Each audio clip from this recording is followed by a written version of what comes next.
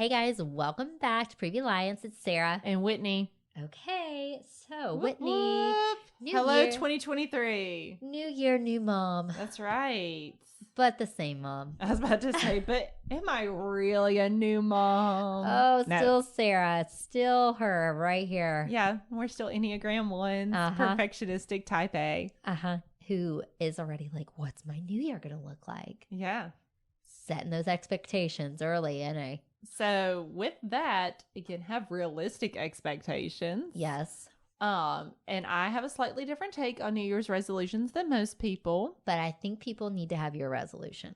So I don't do the whole taking away with Which New is Year's negative. resolutions. Yes.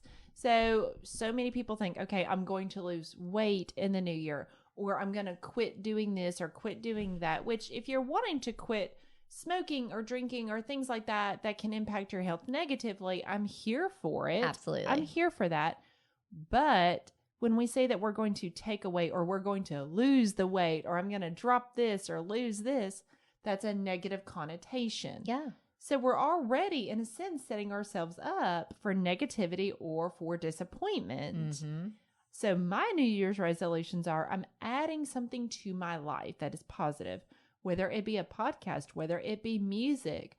You know, I'm at a point now, which it has taken some work. I'm just going to be real about that. It has taken a lot of work.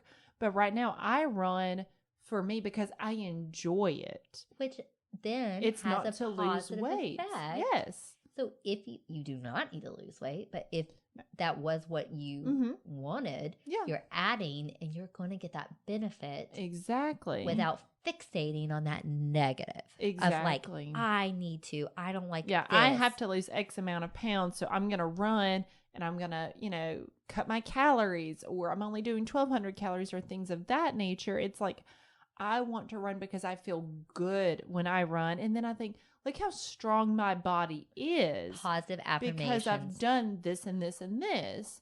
And if anyone else listening is a runner, or you do like CrossFit, or you do weight training, you know that you start out thinking, okay, can I really lift this? Can I really run this? Yeah. Well, 4 years ago, now I ran my first 10K out at Disney. And I'm here to tell you, I trained for that for several months leading up to it. And it got to the point where I was like, okay, I can complete a 10K, but I feel beat afterwards. Yes. Now I can run that 10K and I'm like, man, I feel so good. Now you Most of the time. Sometimes the humidity does get me here in Alabama. Yeah. But overall, like, my body feels strong. I don't feel like I'm on the couch the rest of the day. Right. Which is big. It's huge. And so if you are wanting to incorporate some type of exercise, workout, things like that, start realistically. Yeah. And build up to it. And you will be amazed at what your body can accomplish. And then say once if you want to prioritize your mental health. Then get you a therapist Yes. on board. Yes. Get you a therapist. And the thing is, you don't even have to do therapy weekly or every other week. It can be once a month. I have some clients who are progressing wonderfully. And so we've bumped to once every 6 weeks or once every 2 months as a maintenance check. Just to check in, like you would check in on your car. Well, we see the dentist every 6 months. Why can't we see a therapist every couple of months? To process. And, reframing this, it's like, you can say, I don't like this about myself. And you can own that. Yeah. But you're going to say, I'm going to look at that and say, you know what? I want to take more time. I need to have more patience with my kids. Okay. So I'm going to try that. So what am I going to do to be more patient? I'm going to fill my cup. Yep. Self-care. So I'm going to do self-care. Self-care is not selfish. No. And self-care is not always cosmetic. No. It can be. Yes. It can be. I'm not saying that it isn't at all. But often I think people think self-care is getting your nails done, which it can be. I get mine done once a month too because my nails split. I have horrible cuticles and they hurt. Yes. Yeah. So I get mine done because I don't need my nails splitting. Yeah. But that is a self-care that I do once a month. But ultimately, my self-care is, okay, I wake up at least 15, 20 minutes earlier than my kids. Same. Get my tea, kind of have that opportunity to wake up, have a little bit of time to myself because I'm not going to have it the rest of the day. Let's keep it real. You want to meditate. You want to watch 10 minutes of your show. Yeah. You want to work out. Whatever that may be. Yes. because that does not happen very often. No. And you know, at least during the Christmas season, I could get up and just turn the lights on the tree and just kind of soak in that peacefulness. You can recreate that now that we're in the new year. Yes. Light a candle. That's right. The lighting. Oh, I love that. The lighting. Your self-care can be taking a bath and having, like you said, that candle there. Uh-huh. Something that invests in you. So your New Year's resolution, think of it like this, is an investment. We're adding. We're not taking out. Not constant debit card swipes. We're making ourselves, we're adding into ourselves. We're putting the work in us that's going to be distributed to our family, to our kids, to our workplace, to our partners, to just society. Oh, yeah. So that we don't snap at a random person as much, maybe. Exactly. When you get cut off in traffic. Or snapping at my kids. Yes. Okay, let's keep that real too. So instead of just being so harsh and critical and saying, we all have things about ourselves that we want to change. Oh, absolutely. And that's not a bad thing because everybody is always a work in progress. So I think it's almost more pressure, and it's like anxiety inducing to me to have like, I have to accomplish this. I have to change this. But for me, like you said, reframing I can add to myself. Oh yeah. I can add to this cup. Absolutely. And I am here for a good podcast. Preview lines, people. Heck yeah. And then too, sometimes it's okay if we do buy ourselves something nice every now and again. Yes. Like me and Sarah, we are here for some little sleepies. They are not a sponsor or anything, but we enjoy them. I've tried. I know. We like them. A whole stinking lot. I'm going to keep trying. Yeah. So, you know, if we're willing to buy our kids, honestly, some bougie bamboo PJs, why can't I buy myself a $20 sweater at Target or, you know, whatever the case may be, go to TJ Maxx or whatever that is. So incorporating that self-care, however that needs to be. Yeah. Now, don't go into debt over it. Don't hear me saying that. No, and she's not. But, I mean. But reframe it for what it looks like to you. Only you know what fills Whitney's cup the best and what I fill my cup the best. And that's looking at ourselves. And maybe we grew up and we were never taught that or never aware. Yeah. Or even if our parents did it, it was never really called that back in the 90s and early 2000s. You didn't see it. You didn't see it. And so now, you know, with my girls, more so my 5, almost 6-year-old now, when I go running, I always tell her, I'm like, it's good for mommy's body to run. It's good for my mind for me to run. And it's how I take care of myself. And it's good for her to see you do you. Exactly. That way she learns that number one, self-care is not selfish. No, it's She's vital. learning that running/exercise is not punishment right for my body. I'm not earning my food or compensating for something that I have eaten. It's food is good for our bodies and exercise is good for our bodies. Both contribute to our bodies. Right. And so that's important that whatever that self-care may look like, it is we tell our kids what we're doing. And rest. That it is an investment. In you. And rest is not. It is not lazy. It's not lazy. Rest is vital. It is. So you reframe. If you may have grew up, you may be in a current phase of life where you feel like rest to you is unproductive. I really don't appreciate being called out on the podcast, Sarah. Well, because we've talked about this. Yes. We both feel seen. I do. But rest is being productive to your self-care. It is. So even if you have to tell yourself that. It is. Because, and again, pulling it back to exercise, because it's just such a good example. You can't run or lift or dance or do whatever your activity is 7 days a week. Your muscles have to repair. They have to repair at a cellular level. And also, especially runners, stress fractures. We can get those so easily in our feet and ankles and things like that. So rest is important for us. And two, when we look at self-care, you mentioned it earlier, like maybe we're not as snippy with some stranger at Target or Aunt Brenda or our kids or whomever. It's a lot like being on an airplane where they say, even if your child is on this plane, you as a parent put your oxygen mask on first and then you take care of them. Amen. And I remember the only flight that I've done with my oldest daughter when we went to Disney a few years ago, they looked me dead in the eye and said, put yours on first and then hers. And I nearly busted into tears because the thought of my child possibly not getting a mask on broke me. But you can't help her if you're not. Correct. Breathing. Now, praise the Lord, we didn't have to, that was just part of the, the training. It's not like we were, the plane wasn't going down or anything. That's how moms need to look at their mental health. Absolutely. We can't take care of others if we're not taken care of. And we can't rely or depend or assume that others will take care of us. I'm here to tell you they won't. Just keeping it real, And it's not that they're choosing not to. Yeah. It's just life and reality. It is. And again, I feel like a lot of moms, we're all just trying to keep our heads above water. Yes. Sometimes. And so it's hard for us to hand somebody else the lifesaver or a life jacket or get to the boat. We have to get in the boat first and then we can paddle our way to other people. So this new year, it's an opportunity, and there's a lot of pressure. And part of me doesn't even like the whole, this is new year and it's like I'm getting older or this, and you look back and you're like, I want this different or I want that. That's a lot for my personality type. Because it is another day. Yeah. And so sometimes if that is so crippling, the thought of like what I have to do, it's another day. It is another day, and you don't have to tackle all of 2023 on New Year's January Day. 1st, Like, we don't, and we can't. And it goes back to marketing from the holidays that people do the New Year new stuff.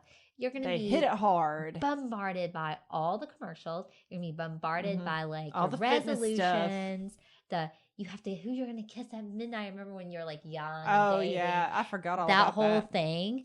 Totally been married for 14 years over here. Forgot about that. Yes. We don't stay up till midnight on New Year's. We got kids. Yeah. No, we go to bed. I need my sleep, people. Okay. But do you remember that whole I do remember that now. in your younger life of like, am I I going to date someone do. on New Year's? Yeah. And countdown and all that. Yeah. I mean, it's that same type of pressure. Yes. Now we're applying it to ourselves as people and moms. And no one's ever broke it down and just been like, we were never taught skills. We weren't. But at the same time, I do feel like millennials, we're really starting to be self-aware. We're almost coming into like an awakening stage where we're like, okay, we're aware of this now. We're revamping ourselves and passing it down to our kids. Right. Because again, growing up in the 90s and early 2000s, mental health care was stigmatized. It was, you went to therapy if you were court ordered, so clearly a negative there. Or crazy. You went to the loony bin.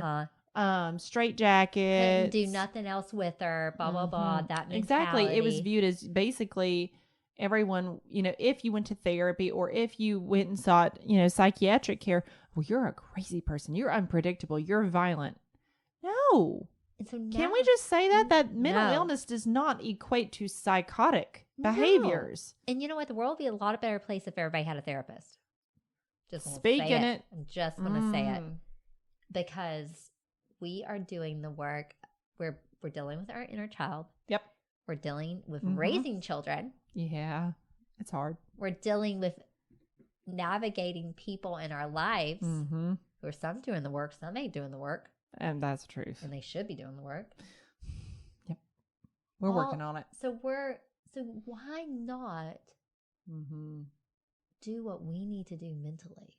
It's a mind-body experience. It is. And there is that connection. And some of it comes back to support. Yeah. If a mom does not have a supportive partner, yes, then they may not feel like they can. If they don't have insurance, they may not feel like they can go see a therapist. That being said, call offices and see if they do sliding scales. Right. And every office is a little bit different. Let me just throw that out there. But call, email. It will not hurt. A lot of places will try to work with people. Right. So like my experience as a therapist, if I have someone who is uninsured. Yeah. And I already know, things are just tight financially. Guess what? I'll say, okay, we'll do $50 a session and we'll do one session a month. Yeah. We can do that. Yeah. And if, they can't afford that, then we just figure it out. We do what we can kind of thing. Yeah. And so if you don't think you can afford it, call and see if they do offer sliding scales. Yeah. You know, some people don't, they may have a supportive partner, but they may not have supportive parents. Yes. Again, you know, this older generation that has raised us, I think some work and some progress is taking place. But they don't understand it. They don't understand it. And again, it's going to be like one of those, well, why are you going? There's going to be maybe judgmental questions. Or they're afraid they've done something that's the reason why you're going. Well, they're looking at if themselves that's the case, and they're then just it like, is. why are you talking about this? And I have actually had several clients say that their parents do say, well, every therapist says that you talk about your mom in therapy. Well, I mean, we do sometimes. Yeah. But it depends on if that's the root of some trauma. And that's that inner child. It is. That's that inner child work. You know, not that I want this to happen to anybody, but being a therapist, being a social worker, I've seen it. Sometimes parents have sexually, verbally, physically, emotionally, and mentally abused their children. And now they're an adult. They're a parent themselves. They don't want to pass down that generational trauma. And we said this before, parenthood, motherhood has a way of zoning in on that hurt and that trauma and bringing it to light. Absolutely. Just like a new year does. So you need help working through that. Just like if you had a cavity, if you had the flu, you go to get help. You get your treatment. Yes. Because you can't put a Band-Aid on an infected wound and it actually treat the infection. So this is therapy. You're going to get worse. And they're going to give you the tools. Yes. And it's absolutely going to teach us things that we don't know. I had never known about grounding. I had never known about sensory overload. I didn't know any of this until we started this, and you're teaching me, you're teaching our listeners. But like, how much more beneficial for a one-on-one session with a therapist who knows it. Okay. Well, knows the clinical side of things, but then is getting to know the client and having that rapport and building that relationship up. Yes. So the podcast, yes, mamas, you keep listening. We're going to keep putting this, good information out there. Watch the videos that we've got on the Previa website, but nothing can really substitute that one-on-one therapist. And you may feel uncomfortable or hesitant to seek out help if you have judgment, stigma, reservations from your family, from your partner. Yeah. But ultimately realize you are responsible for you. Yeah. And that it's okay to step out of their comfort zone. Yeah. And their comfort zone should not be imposed on you. That's a soapbox for another day, but you are not responsible for anybody else's happiness. Correct. And your children are not responsible for anybody else's happiness. Yep. So I'm going to say that right there. Yeah. So you should not feel the burden, responsibility, or obligation to appease family, friends, significant others' comfort if they don't want you going to therapy. It ain't about them. And I'm going to just go out on a limb here. If you have a support person, whoever, whether that is significant other, family, what have you, if they vehemently tell you not to go to therapy and they get upset and defensive about it, that's a narcissist. And that's like flags and alarms should be like 110%. And here's the thing. You don't have to tell them you're going to therapy. No. You don't. That's a boundary. Yeah. If you know that it's going to upset them and that nothing good will come of you saying, I've started seeing a therapist, don't tell them. No. They don't have to know everything. No. Now, when you do start setting up your own boundaries and enforcing your own boundaries, they may say, well, where have you heard about this from? Instagram, podcast, Whitney YouTube. And Sarah tell me about it weekly. You can get this information from several sources and you don't have to call out your therapist. Yeah. Sometimes we have to do things that we have to do to protect ourselves. And I think it's just, again, going into knowing that this is a new year, but you have the tools to add to your life and think about what you want to add, and what you will add will reap the positive that you are adding, and it will change your mindset. Oh, absolutely. It will. Well, we're going to be here with you this year. We're That's not right. leaving you guys. Nope. And we're going to bring you the things that's going to fill your cup, give you the education, give you empowerment, let you know you're not alone. We're going to equip you. We're with you. You've got this, mamas. Till next time. See y'all. Maternal mental health is as important as physical health. The Previe Alliance podcast was created for and by moms dealing with postpartum depression in all its variables, like anxiety, anger, and even apathy. Hosted by CEO, founder Sarah Parkhurst, and licensed clinical social worker Whitney Gay, each episode focuses on specific issues relevant to pregnancy and postpartum. Join us and hear how other moms have overcome mental health challenges, as well as access tips and suggestions on dealing with your own challenges as moms. You can also browse our podcast library and listen to previous episodes at any time. Please know you're not alone on this journey. We're here to help.